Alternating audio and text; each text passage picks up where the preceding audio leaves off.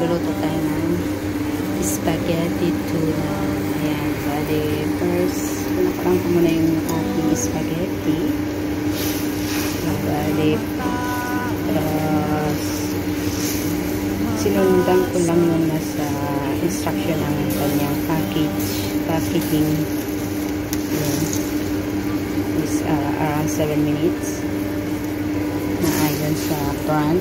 Kasi iba-ibang brand ng ating spaghetti. May 7 minutes, 10 minutes. Yun, ito is around 7 minutes lang. And linagyan ko siya ng asin at mantika para naman magkalasa siya. So, spaghetti tuna. First ako magluto siya ng spaghetti tuna. Philippine style aking gagawin. So guys, so lang ang aking ingredients. Sibuyas, bawang, saka yan, tuna chunk. Tapos ito lang yung gagamitin ko, spaghetti sauce. Sweet style. Del Monte siya, Filipino style.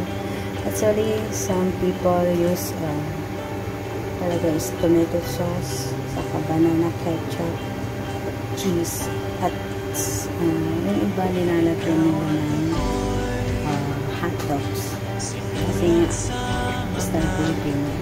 So, sometimes mahilig tayo sa hot dogs. Sa mga, especially sa mga bata.